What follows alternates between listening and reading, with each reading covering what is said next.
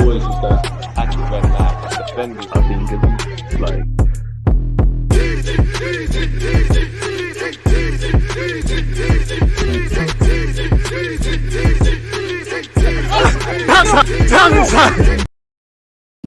Are we live? I hope everyone can hear me loud and clear. If you're like myself, let me start again. If like myself, you're in the United Kingdom, you can tell it's late, people. I'm not normally streaming this late. Obviously, good evening to those of you in the UK. People deluded, I'm back again. Good evening, good morning, good afternoon, and of course, good night. It's deadline day. Nothing's going on where Arsenal's concerned. Obviously, small hope in terms of incomings. I know we've signed people from abroad. We've signed 2 MLS players that will join us in the summer this window, and we have freed ourselves of some financial constraints. But in terms of a midfielder that can, help us and galvanize and provide either depth or take us to the next level, as we all know, if we can't get that, goals also win games, and we haven't brought in the striker. Either or, it's debatable which one's important. I'm sure most fans would have conceded it's great to bring in one or the other over nothing. Nothing has been brought on, and on the face of it, when you're told in the summer that there is no targets, I can't really be surprised and complain.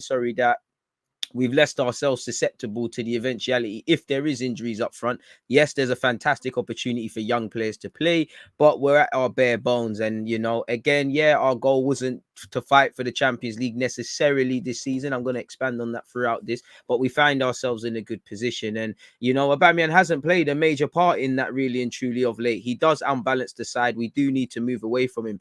That being said, when you do not give yourself a contingency plan, you open yourself up for criticism. For example, if the man starts scoring at Barcelona and we start to struggle in front of goal, you know what the inevitable question is going to be said. It's looking like an Arsenal problem. Of course, vice versa can happen. I think fans need to concede and understand that multiple truths, as stated previously, can live in the same realm. And what I mean by that, in a sense of moving Aubameyang, whether it's off the wage book or getting him off the technical staff, is a good idea. But also, it's not necessarily a great idea, because it's a fantastic thing to do from a financial position. Not so much when you consider 18 months, a year ago, you gave him this contract and something's happened, and it's another big deal that we've had to tear up. Ozil's another one that rings to mind. Kolasinac technically, and the rest of them. And you also look at Edu as to what's going on.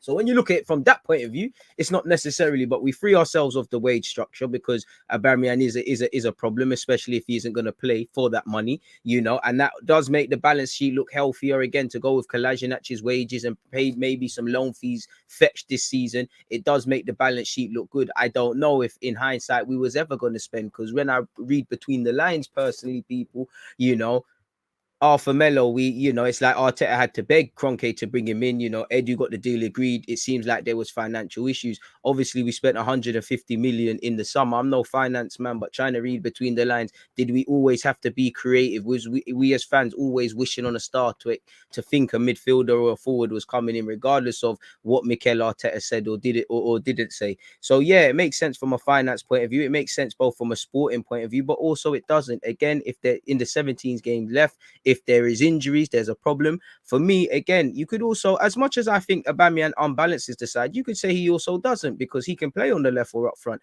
If you're going to do this Lacazette thing, for example, Aubameyang might become a decent squad player.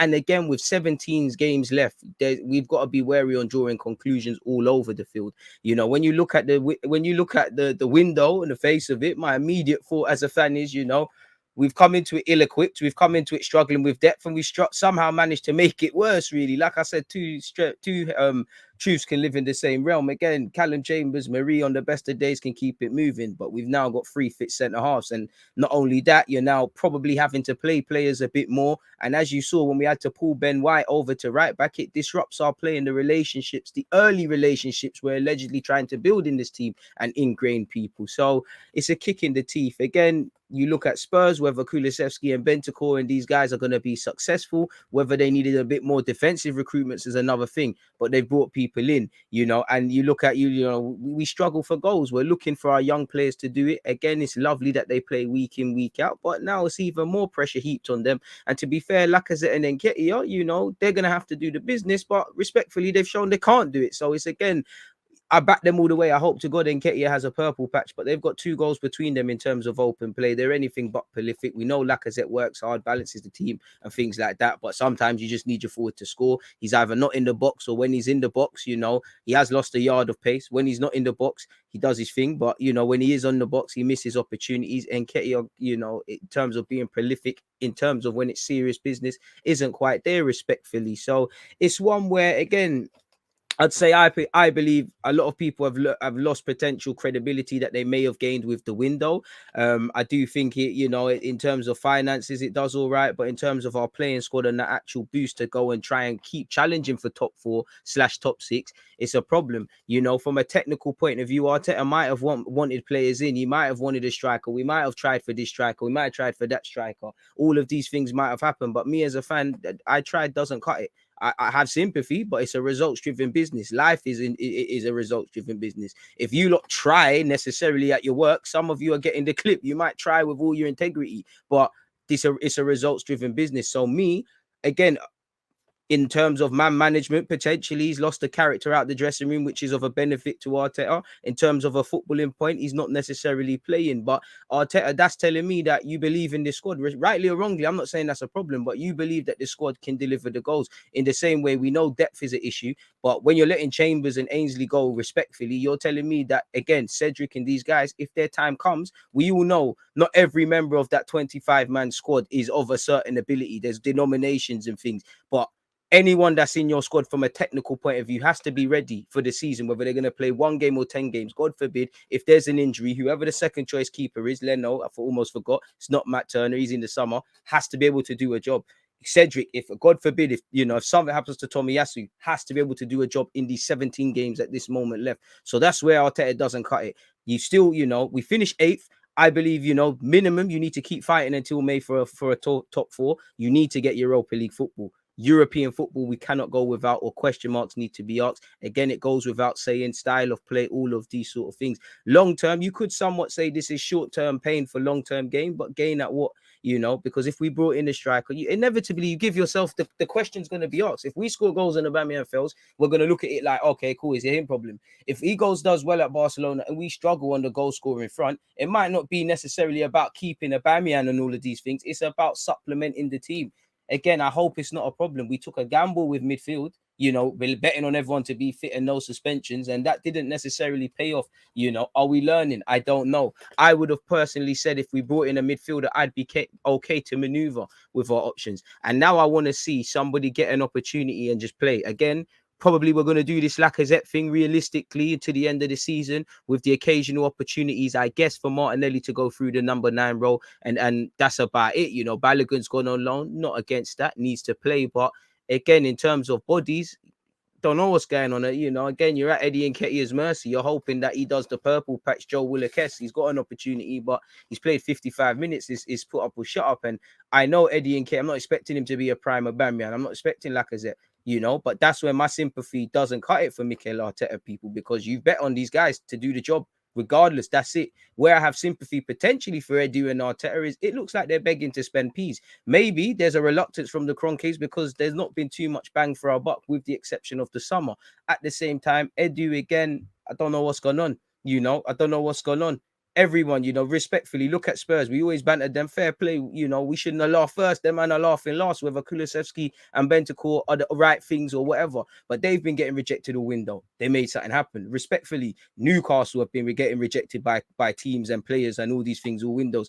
Whether it works or not, they've made something happen. Target on loan. Whether you rate these guys or not, they need to stay in the league. They're trying to pattern their spine. They've brought in big boy Bruno Gomes, central midfielder. They've brought in a left back. They've brought in a centre half.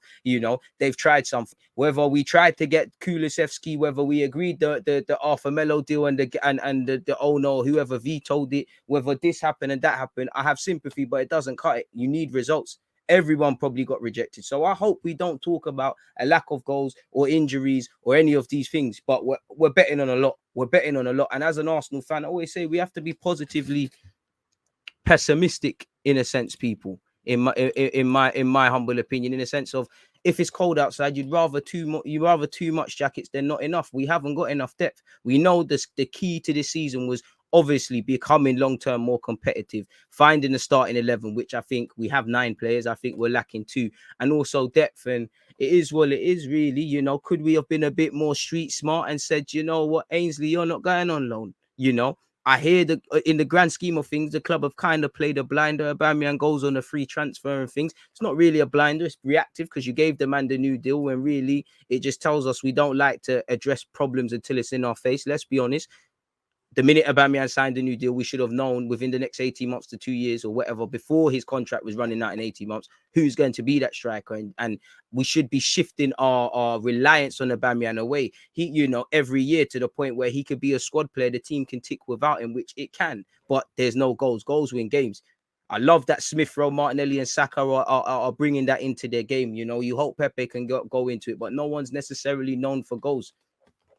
So I hope it's not a thing, but we're betting on a lot. You know, the players have got to stand up to be carried. The manager's got to face the music. You know, Edu hasn't made anything happen. You know, you're meant to make something happen. You have your plan A, plan B, plan C. What I've seen in this transfer market has been similar to how we play on the football field at times. It's like we clearly have some sort of plan, or we go into it with something that we want to do. But when there's a spanner thrown into the works, we struggle to adapt and react to it. You know, sometimes it comes down to who's in your phone book. And boy, I've seen Aubameyang sign a new deal. It's been torn up financially. That was a big L. You know, William was a big L. You know, he's talking about how he didn't want to, he felt sad from his first training session. Trust me, us fans felt sad just seeing your name as an Arsenal fan, as an Arsenal player. So it is what it is, man. It's you know, with Aubameyang, from a fan point of view, I'm not going to lie, it's sad. It's sad, you know. Forget all this tosh about finances and his bust up with Arteta and all this superficial bullshit. Pardon my language. The man has been I do think there's been a big disrespect on Aubameyang. He has contributed a lot to this football club. You know, he's a captain. He's won an FA Cup. He's scored 92 goals. You know, my heart's bleeding. I'm not going to lie, people. I love Aubameyang. How can you not? You know, the hottest love have the coldest ends. And for me, this follows in with Ozil. Different circumstances, but Alexis Sanchez. And for me, it's sad that essentially Aubameyang's had to leave through the back door like a coward. I know, you know, we was calling him Obawingi a couple of hours ago. He looked like he was gonna hold the L. You know, he got a, you know, I rate him because he couldn't get no haircut for no reason. He got a fresh haircut. He perplexed both teams. And going to Barcelona and whatnot, saved a bit of face saying I'm here for family. I respect it. You know, people talked about this man's integrity, he's a money grabber and things like that. You know, he's taking a significant pay cut to go play football. And to be fair, I'm more happy that he's left on a free beyond everything, because if he did get this 18 months to a year, my problem with Arsenal is everything you're reading says there's no loan fee, so it's essentially free. And if they're not paying 100% of these wages, which unless Barca do some dodgy accounting, they can't, you know, you're looking at it and saying, what's going on here? How's it beneficial to us? Because he would go to Barca, it'd be great for him, he'd do his thing. You still have to give him his loyalty bonus. End of the day, I don't think there's any winners here. There's no winners. Aubameyang leaves like a coward. Arsenal are weaker in terms of a technical front. Fans can't say bye to a player. You know, for me, it goes beyond Aubameyang. I can't lie. As much as I love him, I don't care about this. My problem is the reaction, the chain reaction. And I don't want to, we have to ask ourselves that question if it happens. What's going on for a striker? If Lacazette and Aubameyang, Lacazette and Eddie are not scoring, what's going on? As you see, sometimes you need people off the bench. It's not always going to be a Martinelli thing. It's not always going to be a Pepe thing. And that's where we're going to have to make the difference. We're going to need our wide men to score. You're hoping, you know, Pepe and Lacazette, for last couple of years, they've been 2 of our best players second half of the season. So maybe Arteta and Edu know something we don't, but if you don't laugh, you'll cry, man. It's brazy. Like it's absolutely brazy what's going on, people. It's completely brazy, man. Like it is what it is, man. It is what it is. Long term, it's gonna help us and free up the wages. I don't know if that's actually my guy James, James Alcott. Big up you if that's actually you. If that's someone doing the fake thing, then they're moving a bit mad. But long term, when you look at it without emotion, of course, from a financial point of view, it works. But this is where, for me, people need to understand 2 things can live in the same realm. It can also be a W of sorts. It can also be an L, you know. Financially, it helps us, but we made that financial commitment. Arsenal need to learn from that. You gave him a contract. Let's be honest, you didn't know how you was going to use him in the first 12 months to him signing that deal, the next 18 months, and the next 3 years. We all saw the tosh that, you know, in hindsight, but both. They brought out Uncle Ian, you know, when my man Gates signed his new deal.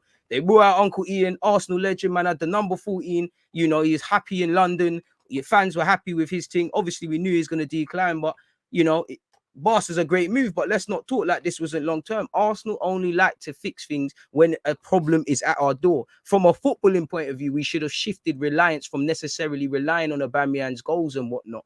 And I hope, it's an L. In the summer, we clearly went for Tammy Abraham and Martinez. It didn't bang. This January, whether they thought they could get Vlahovic, Jonathan David, Dominic Calvert-Lewin, this guy, that guy, it doesn't matter. They're not here. You failed.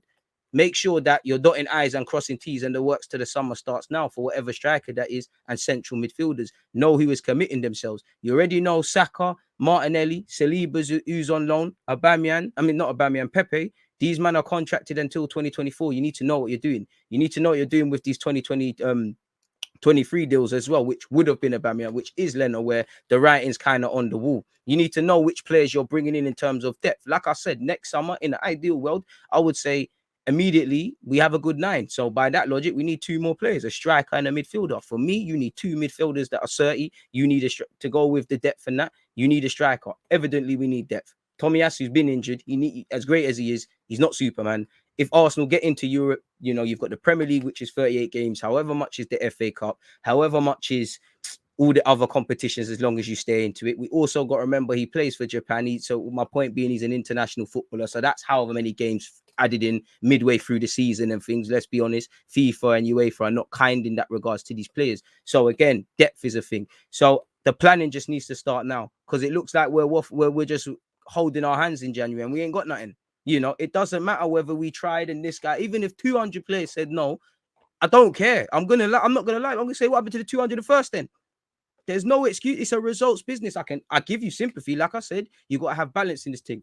I give them sympathy if they couldn't get deals done. Like I said with the Arthur Melo, if Edu's got I's dotted and T's crossed, Arteta sanctioned it from a technical point of view, and the Kroenkes have said no, that's an issue. But use what pocket money you have, then innit? Make something else happen, because somehow Spurs finessed the loan from you lot couldn't finesse something for Arthur Melo initially before it got to this Kroenke rumor. Spurs managed to pattern something for Kulusevski along with an option to buy, and they've got Bentancur. Whether these guys bang or not is something else. Boy, it's very reactive. And Arteta and Edu, it specifically says on multiple Arsenal websites, you lot are in charge of the technical front. For Arteta, again, you should, if from a technical point of view, you have told me that, okay, forget Aubameyang and the emotional thing, just the tool he is a goal scorer. You've told me, not that he is doing that you're cool with what's in your squad. You can make up the goals either with other wingers or whatever, or there's an in-house solution. That's cool.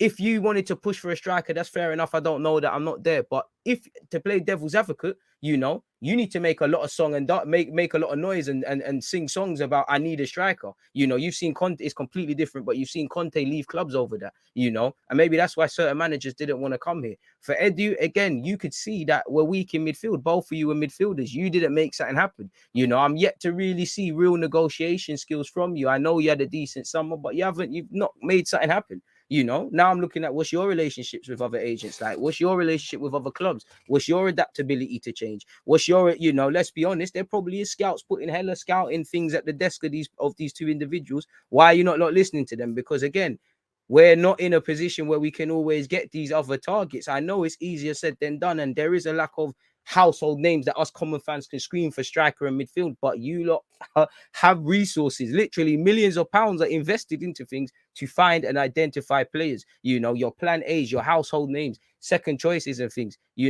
Every player had to start somewhere. Maddison, a target we've always been linked. He was at Coventry once upon a time. Norwich took him when Dio was in Argentina, I guess, and Norwich took him, and then Norwich took him from Getafe. And there's many other examples. Scouts do your job. Same way you identified Lukonga, could you identify a young striker that might not overnight do this thing, but you can see fruits of the labor? Because if I'm looking at a harsh thing, Lacazette, it's of mutual interest. You've put yourself in the shop window. You can put yourself in the shop window and secure your move, but we're at his mercy. Eddie Nketiah, you're at his mercy. As much as you said you want him to stay, and he's going to play substantially more now, you've only played a man for 55 minutes or 50 odd minutes in the league. So he's in the shop window. He's allowed to just, I guess you hope he signs a new deal so we don't lose further piece, but he can flirt with other clubs and stuff. So what's going on long term? I hope I hope the work has started for the summer. You know, half of the targets in midfield and all these guys, you know, Telemans that was talked about as being in the summer, you know, Jonathan David, Dominic Calvert-Lewin, all these things were talked about being in the summer. So whatever you're doing, just start the plans now, because I wouldn't say there's a target this season. I would say the targets are purely to get the squad to a certain level. I wouldn't say for fans there's an immediate target. I think these lot would like Europe. I don't think there's a burning desire to get Europe in any capacity. So it makes me think, what is the pressure? Because if you was going to get Europe, there's no way any logical person is going to do this. Like it doesn't make sense, really. You know, we've essentially, to a degree, cut off our nose to spite our faces, man. So it is what it is. All right, big up James, man. We need to do some work. All right, it's nice to see it's actually you, though, man. I can't lie. There's some madmen online, broski, man. Only saving grace is no European football. You might just get away with it. That's the thing, but I don't want to take that to chance, though. I don't like taking things to chance. It's like saying it's gonna rain. It's gonna rain later. I'm not gonna take a jacket. I'm gonna chance it. I don't like that. I like to have an umbrella or a jacket. You know, you've seen other clubs not really want to let players go until the end of the window. For me, it's not that Ainsley wasn't allowed to go, but I'm looking at that now and saying, why are you doing that? You know, Kolasinac and Mary, I'm not really onto the club about that. I would say more so Chambers and Ainsley. Like I said, they can go, they're squad players, but the thing is, they're squad players. These are around the times. And to be honest, up until this point, throughout the season, different players have had to be used. So it's crazy, man. It's crazy. It's crazy. You know, we have brought in players, technically, you know. For me, if you don't get top 6, then there's question marks, really and truly. Like, 17 games is a long time, you know. Someone gets suspended, someone gets clamped in training. You've got to think about these things.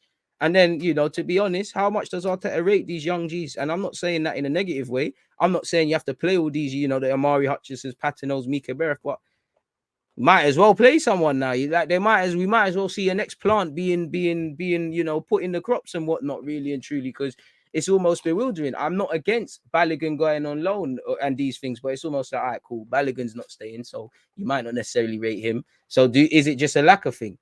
And I mean, in the semi-final of a European trophy, we played Smith Rowe up there. I hope that's not the case, but wait. It's just the fact for me, like, all I wanted was a midfielder. Every window I've been sitting there and saying, all I want is a midfielder, just a humble midfielder. Like, it should have been done, man. It's for me, Aubameyang's one thing, but I felt Arteta and Edu, they were getting, I still think everyone should be on the same page, and I don't think everyone should be losing their shit and whatnot to a degree. There's plenty of things to be optimistic about as well as frustrated. As I said at the start, I think people, you know, fail to understand multiple truths can live in one realm. You can see the benefit of Aubameyang leaving, but also the frustration and potential knock-on effect and potentially I told you so sort of thing. Of course, it's DG merch, my guy Tino. I appreciate that. And obviously, shout the Nightbot for telling you where you can get yours. So, yeah, man. What's your thoughts on Sunderland? What's your thoughts if Sunderland signed Jermaine Defoe? Well, we should be involved in that, really, boy. Ian Wright, Thierry Henry, Curtis Shaw. We need a striker, make something happen, isn't it? Really, and everyone makes mistakes in Arteta and Edu's case, but again, you've got to have contingency plans. You've known for a while that Aubameyang's keeping it moving. You know, you've known for a while Aubameyang's keeping it moving.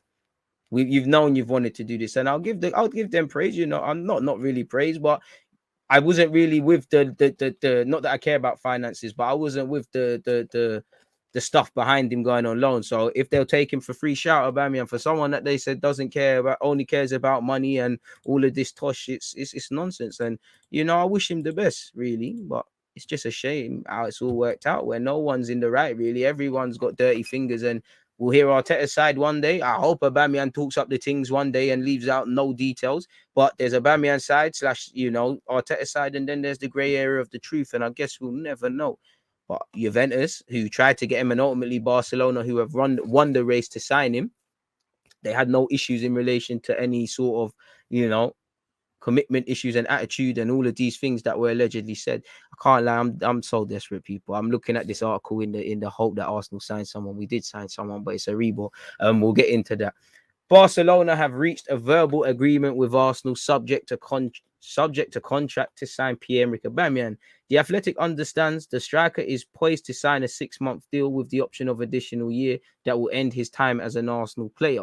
He will undergo a medical on Monday night ahead of transfer deadline. So right now, essentially, It was reported on Sunday that Barcelona were close to an agreement. Shout out to him, because for him, I do think away from joining a prestigious club in Barcelona, being in Europe actually, and I'd rather be at Barca than Arsenal if I'm going to sit on the bench or anything, just to say I've played for Barca as well. Obviously, his mum lives in France, but he's got family in Barca, so I don't know what can be done there. It could mean this, there's no more confusions about trips and when to come back and things like that. And just to be able for him to go training and smile with his face, just have a smile on his face, man. It feels like treat man like a criminal sometimes when you hear people are training by themselves, and it just feels like you're some black sheep in this. Like at least we can stop waffling about this.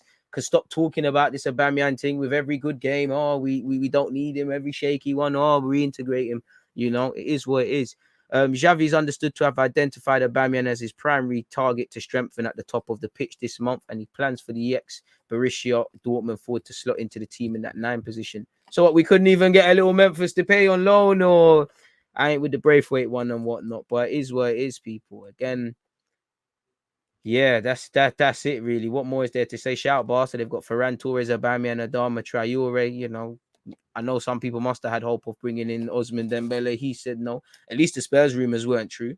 We have signed someone, but I'm not gonna lie. This feels like marketing stuff to me. It feels like we're gonna sign him to boost whatever profile we're doing, boost relations between Colorado Rapids and Arsenal beyond just having the same owner. He'll go out on loan a bit. He might get an opportunity, but this is just screaming rebore, in my opinion.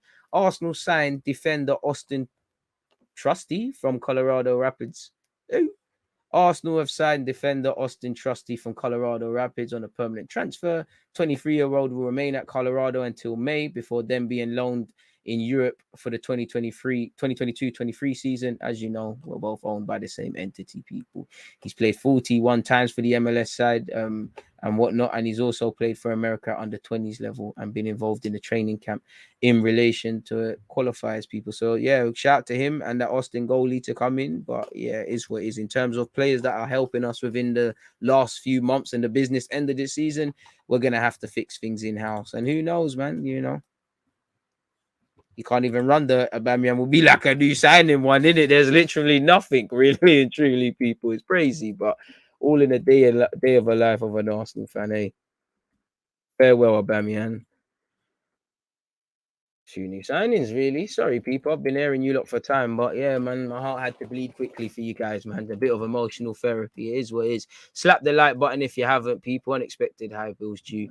Again, it is what it is. For me, it's a bitter blow to the European chances, if I'm completely honest with you. And again, when you look at some of the outlook, again, it looks good to save his wages and whatnot, but it's just a reinvestment or just having another plan, really and truly.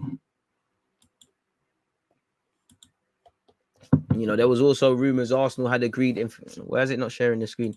There was alleged rumors that, apparently Arsenal had reportedly agreed a deal with FC Barcelona to sign Samuel Umtiti, another one whose wages are brazy. But what does that tell me? We're a bit shaky or not really confident in our options at centre half in terms of depth, which again wouldn't have been the worst for a loan of things, but it feels like we would have had to do a bit of a dodgy deal like they kind of done for Aubameyang, really and truly. So, but it's been put to bed allegedly because of an injury. Typical. Would have been right at home here. So it is what it is. Hopefully, there's no problems, really, really and truly. So yeah, Barcelona have agreed a free transfer for Aubameyang, and yeah, man, to be fair, his form was on the floor. He still has 7 goals in 15 appearances for us this season. So let's hope that other players stand up to be counted, really and truly, and make names for themselves. Whether they can is another thing. Positively pessimistic is being realistic, and the hierarchy at this club is definitely not that. They didn't believe we'd be in a race for top 4, and now realistically we struggle to challenge, even if that's not the plan. As I said, the season Leicester won the league, I'm sure, or even Reading time ago, I'm sure there was a season Reading just missed out on Europe. I'm sure they didn't plan for that, but things change, and when you have an opportunity, you need to seize upon that. Really, the target is top 6, and for me, what scares me is that the language that kind of comes out of the club and with some fans is, it assumes that we're a shoo-in for top 6. I hope we get top 6, but we're not a shoo-in for top 6. And only City and Liverpool are, and Chelsea to a degree. They can say we're going to be among the top 4. And then obviously top 6 includes that. City, Chelsea, I believe Liverpool again. Fourth is subjective. Do I believe Arsenal can get it? Yes. Do I believe we're going to get it? Is another thing. I haven't really seen much to be confident with that. Bearing in mind, we have a young and naive squad as well, and we're getting to that point of the season where it's just about grinding out results. It's not necessarily about playing well. And you look around, other people have more street smart managers or more street smart individuals, so we have a chance. And I'm not trying to be negative. This is just looking at the enemies against us, really. I'm looking for talisman. Our talisman are the young players, and sometimes the cookie don't crumble. As much as I like Saka, Smith Rowe, and Martinelli and all of these guys, Martinelli played well in that game against City, but he missed that tapping. And there's been other opportunities. Saka's finishing, even though it's improved, it ain't quite been that times. There's been times Smith Rowe. I'm not trying to criticize them. They're young players. I can't expect them to be those experienced talismen, stand up every moment at a time. Other people got that. Other people have boosted their team. I actually don't know who West Ham have brought in, but they've been trying to do a thing. United is a bit of a different entity. Obviously, I don't know if Spurs is going to bang, but it is what it is. So what could have been seen as a boost, which could have given the fans an extra lift, because the fans have been on song home and away all season. And again, it doesn't make you positive or negative if you just comment what's in front of you. Every now and again, the sentiment, there's reasons to be positive, there's reason to be negative. That's what we seem to be as a club. We're a mixed bag. 1 minute we're, every 5 games, the sentiment changes. That's because we're inconsistent among all aspects. Crazy, man.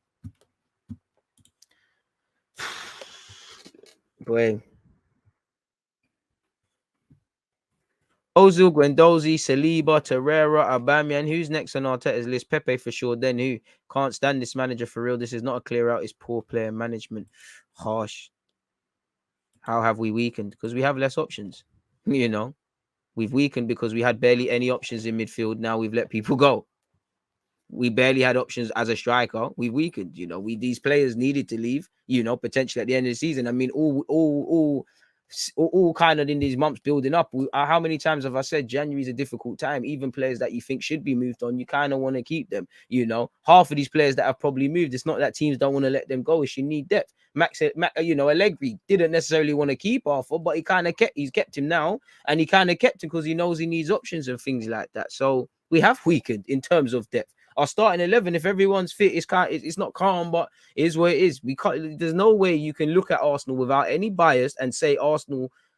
Not that there's not positives in freeing up Aubameyang, but you can't say Arsenal haven't weakened. Yeah, we can be obtuse, intentionally obtuse, and be dickheads, pardon my French, and say, oh yeah, no one wanted Marie and Kolasinac. I'm not defending them. They needed to go. But we've been playing a dangerous game in terms of depth anyways, and we've made it worse. Cedric's been listen, Cedric will get all my support, big him up. But out of him, Ainsley, Maitland-Niles, and Chambers, who would have people betted for? And Chambers, apparently there's no fee around that initially. So you might as well just let him run down his year. Fair play. Chambers wanted to keep it moving, but there's that. Ainsley, fair enough. He wanted to go. You might have got a loan fee for Ainsley. Hopefully they buy him permanently, or he puts himself in the shop window in the summer. That's great. But it doesn't help us now. Letting Aubameyang go right now is fantastic financially. And on top of the fact that he's not playing, it's not talked about. But let's not lie to ourselves and say we forget Aubameyang and say we're not weaker without a striker. I don't, ifs and buts are not facts. I hope we don't say, we need people off the bench or whatever. But let's cut the crap. Let's not have vested agendas. Let's not be positive or unnecessarily negative for no reason. Let's look at this with balance and just speak about what's in front of us. Why is that a crime? A lot of people, and I don't know if it's because content creators want to stay comfy with clubs or have vested interest in engagement levels or what like that, or just people in general. I don't know if people want to be comforted by lies, and some people like to, misery loves company. We know people like to scream and shout. People finding over-inflating positives. If that helps you lot sleep, if ignorance is bliss, big up to you lot. But that's not football. Football's very harsh. Football's very real. Football's very in your face. So, and this ain't the sport for you. The hell, this ain't the channel for you if you want to lie and cap. But yeah, shout out to everyone, man. Boy, the wickedest thing is there's an hour and 5 minutes until deadline day. Shout everybody locked in until it ends, people. Shout all of you lot locked in. Hopefully something can be done, man. It's crazy, man. It's crazy. I mean, I wouldn't quite be screaming Edwin or Arteta out, but it's therefore question marks. Bro, I don't know if he's coming to play, man. That sounded like one where we're making a change off that. That sounded like Pisa being